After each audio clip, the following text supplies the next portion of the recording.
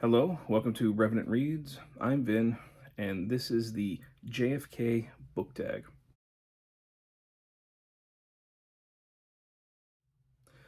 So this book tag was created by Very Literary Kari, and I was tagged by Steve Donoghue. And I guess, from what I understand, Very Literary Kari is a huge fan of JFK, and she created these questions/prompts based around Kennedy's life and legacy. Um, so they seem like they'll be fun to go through. So let's start. The first one, number one, Tenuvus and one more. Rose and Joe Sr. had a boat called Tenuvus to signify the 10 members of the Kennedy clan. With the birth of Ted, the family named another boat one more. What book with a large cast of characters would you recommend? For me, as somebody who reads a lot of nonfiction history, every great history book is usually chock full of a huge cast of characters. Like just one of the ones I just read, and not saying that this is just like a great history book example, but just for instance, I just recently finished Hallowed Ground, A Walk at Gettysburg by James M. McPherson. Anything having to do with the Civil War usually is pretty amazing as far as story goes. The things that happen in this war. There's a reason why so many books are written about it, and why there are so many people who are major Civil War buffs, because the stories are incredible, and the people involved, the huge cast of characters, often very colorful characters, make those stories even more, mouth-wateringly good to read. So I'm not holding this up as a prime example of what I'm talking about, but just as a general representation. Reading anything of the Civil War, or even really the Revolutionary War, I think the Founding Fathers are a pretty big cast of characters that are also very fascinating to read about. Number two, PT 109. What is your favorite book featuring a harrowing survival, rescue, or war story? I had seen that Mark over at Book Time with Elvis had actually said something about one of the conquistadors, and that was something that I was also thinking about answering for this. I think that reading through, especially some of the ones that traverse the Amazon, which might have been one of the ones that he was talking about, South America, pretty amazing stories, and that's definitely one option that I would say as far as a survival story. One of my favorite war stories overall, just the things that come out of the Second Punic War. This one, Hannibal, Enemy of Rome by Leonard Cottrell. This was originally published in 1960. I'm holding this up because this is the book that introduced me to the Second Punic War. I remember reading this over 20 years ago and just being absolutely engrossed, being drawn in. And I've read several books about Hannibal and the war since then. But it is definitely one of my favorite conflicts to read about, and I'm not alone in that. I know there are many people who love reading about it. I do want to read more stuff about the First and the Third Punic War, what set this off, stuff with Hamilcar, Hannibal's father, and also when Rome decided to wipe Carthage off the map. But yeah, Hannibal, Enemy of Rome, really Rome's biggest threat to ending it, and just absolutely amazing stories, and the genius of Hannibal is pretty incredible. So I'd say this for a war story. Again, there's more academic books that have been written since this, but this was just a nostalgic connection to this one. I still love this one. Number three, Addison's Disease.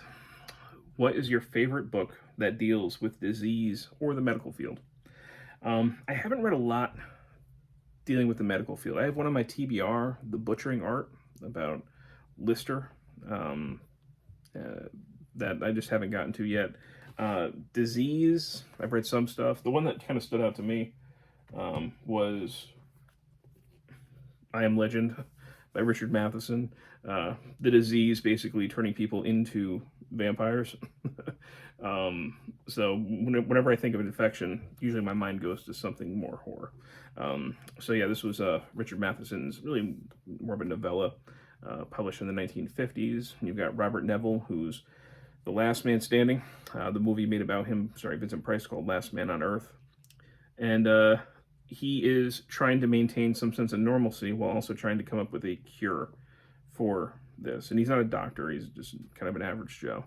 But a very interesting book. You especially see Robert Neville trying to hold on to the trappings of the 1950s, especially what it means to be a man, and not having a very successful time at it. And of course, his realization at the end, where the title comes from, is, to me, iconic. So that's my answer for disease. Camelot. What real or imagined dynasty would you like to read more about? One that I haven't read enough about that I want to read more about is the Adams family. Not Gomez and Morticia. I mean, John Adams and John Quincy Adams, his son, both were presidents, and the grandchildren, they had major influence on our country, on the United States, in the late 18th and through the 19th century. So I would actually like to read more about that dynasty. My favorite dynasty to read about, though, that I've read a couple books about, but I'm always willing to get some more, is the Godwin dynasty. The House of Godwin. This one is History of a Dynasty by Emma Mason. This was published, I think, 2004. But this is the dynasty that King Harold II belonged to, who was defeated at the Battle of Hastings by William the Conqueror, who would become the Conqueror. But like this one, for instance, goes into some more background into who Harold's family was, who his father was. Okay, Earl Godwin, the contentious relationship that Earl Godwin had with King Edward, who would become called King Edward the Confessor, who tried to kick out Godwin, didn't like how much power he had, and unsuccessfully. And despite that very antagonistic relationship, Harold ends up becoming sort of indispensable to King Edward. And then you have the rivalry between the Godwin sons, especially between Harold and Tostig, who ends up bringing Vikings, King Harold Hardrada, to try and invade in 1066, defeated at Stamford Bridge. Harold has a resounding victory there, unfortunately killing his own brother, and then has to go back down to the coast and fight or defend England against William the Conqueror. Fascinating story, and I'm just touching on just a few of the things, which, for most people watching this would probably be more common knowledge, but there's a lot that goes into it with what happened with the brothers, and even the sister with Edward and the previous king of his Canute, and just fascinating story. I would love to see like a really well done miniseries drama, like HBO or something like that, about this family going through Earl Godwin all the way down to King Harold Godwinson. So anyway, it's my favorite dynasty to actually read about, and I would like to get some more books about it. Number 5, High Hopes. Frank Sinatra recorded this song for Kennedy's 1960 presidential campaign. If you ran for office, what would your campaign song be? First of all, I don't have the patience to run for office. I would not be able to do that. It's not a job that I want. So I would probably be, my first thought is to go super cynical. There was a song from a industrial metal band that I like called Three Teeth, called President X. And the chorus, I wrote down here, it's I'm President X, I'm your same old hex. I'm President X, replace me and I'll be next. And certainly a cynical way to look at the election process and one president after the other. Of course, we know in reality that it does make a difference who's in office. We've seen how different these men can be, but still, it's not irrational to mistrust those people, especially those who would want that kind of power. If I was going to run for office, I think for me, if I wanted to actually get elected, maybe it would be something, even though this wouldn't get me elected, but But if I wanted a little bit more of a positive message, that's also a little bit too maybe judgmental in its own way. It's kind of lecturing, but that would be John Lennon, Instant Karma. Like you hear thousands of people singing about how we all shine on. But anyway. Number 6, We Choose to Go to the Moon. Name the last book you read that was set in space. I'm not entirely sure. I'm probably, I mean, there were some Star Trek novels that I read last year, and I'm going to start reading Star Trek again this summer. Maybe the last book that I read that dealt with space, though, was from Lawrence Krauss, A Universe from Nothing. Kind of, I think, I just recently, well, not recently, I did pick up another one of his books. That's probably the last book about space that I read. Number 7, Coconut. The coconut shell JFK carved a rescue message on during the PT-109 incident was encased in plastic and used as a paperweight in the Oval Office. Do you have any neat desk items or mementos? I guess I sort of do. I mean, people can see all these sorts of things. Some of these things are from my kids. Some of these are just junk. But here's something that people might not have noticed on the shelves. It used to be, I think it might have been up here earlier in my videos. But I got this. This is a Viking, I guess you can call it a pouch knife. This is a whittle tang. So you would have had the blade here, and then there would have either been antler or wood for the handle. There would not have been a cross guard. This was something that might have been used to slash throats. But this is an actual archaeological piece. It was dug up in Cambridgeshire, England. They've dated it to over 1,000 years old, probably around 1,000, at least in the 900s. I'd gotten this from an antiquities dealer. After I got my master's degree, I decided I want to own a piece of history. And of course I do love Vikings. So yes, I do have this Viking pouch knife. I don't know if I can get it to look pretty good here without blurring. It seems to want to focus in on me instead. But anyway, yeah, nice little over 1,000-year-old piece of Norse history there on my desk. So I'd say that's unique, right? Number 8, scandal.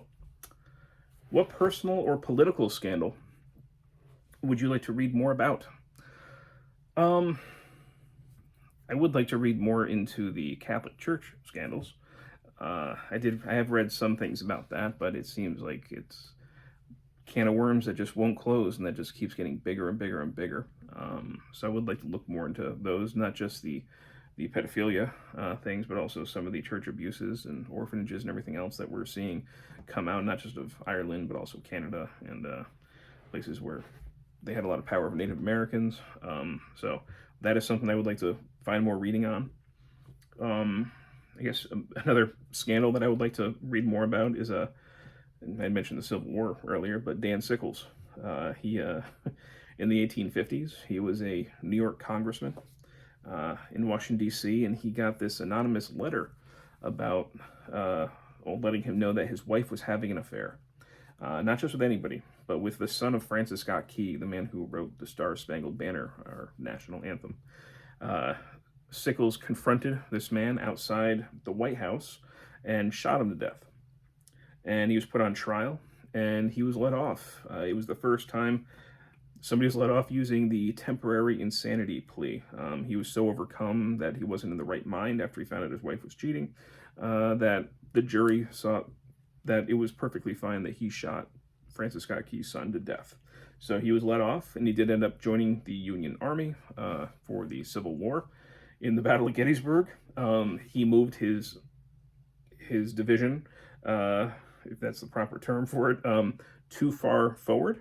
He got caught in an awful fight with the Confederates. He ended up having a cannonball go right through and tear off his leg.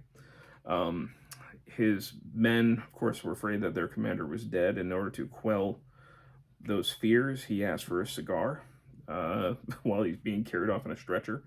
to show him that he's fine. His leg did end up getting put in formaldehyde, and he would take people to go visit it where it was being kept. And he ended up, I think, outliving just about any of the other commanders at Gettysburg. He lived to a pretty old age. So the scandal of Dan Sickles murdering his wife's lover is something I would like to read more about in the temporary insanity plea.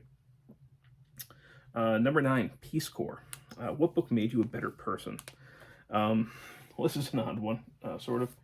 I got Eric Fromm, The Art of Loving. This is not something that I would pick up on my own. As an undergrad, I had it assigned to me, I think, in a humanities class. And when I first got this, I'm like, oh no, what am I going to have to read here? Nothing on this design screams that this is something that I would like. But turns out, I was like 19, 20 years old. This is something I actually needed to hear. And what it is, he talks about loving being an art form, not just an emotion. There's a difference between being in love and loving. And he talks about how loving it requires effort. It requires some sacrifice. And he kind of goes into what a mature loving relationship looks like, not something that is built off of, high emotions and Hollywood romance or anything like that. And it was something that I found was valuable, and I think it made me a much more responsible partner in my romantic relationships and much more realistic in my expectations. So this was a surprising little read. So yeah, Eric Fromm, again, the psychoanalyst. Yeah, so I guess this kind of made me a better person, or at least I hope a better husband. And finally, 10, conspiracy. What are your thoughts on the Kennedy assassination? Well, also as an undergrad, I had taken an English, 100 course, whatever it was, over the summer, and very interesting experience. The guy who ran it, he was the department head and everything, but he decided to do something different for us, 18-year-olds that summer, and we read this. It was Crossfire, the plot that killed Kennedy by Jim Mars. Again, basis for the movie JFK. Yeah, when was this published? 89. It's a little thick chunker. It's only about 500 something pages. It kind of looks bigger than it actually is. But I remember being engrossed in this, and we just spent a couple weeks reading through this. We were watching like assassination documentaries on JFK and everything, and we would just kind of keep writing essays about it and write things, reactions pieces. All of our writing just kind of went around the Kennedy assassination, and especially the conspiracy theories. No, he never come out and said this is all a conspiracy, etc., etc. But I was certainly exposed to the crazy coincidences, inconsistencies, etc., etc., that surround this assassination, and I totally understand why so many people think that there is a conspiracy. But any given situation, you might be able to find things like that. Over the years, I don't know. I don't know how I feel about it. I think that, Lee Harvey Oswald was not innocent. I think he was a part of something. Maybe there was something more to it, possibly beyond him, but I don't think that he was just a patsy. I do think that he was certainly involved. I haven't read enough stuff since this to really have a firm opinion on it. So do I think there was a vast conspiracy or anything like that? I don't know. I don't know if I'm convinced of the conspiracy aspect, but, certainly Oswald was not innocent. That's as much as I can definitely say. And that is it. Those are my answers to the JFK Book Tag. So again, thank you to Very Literary Kari for creating this, and thank you to Steve Donoghue for tagging me in this. And that's it. All right. Thank you, BookTube.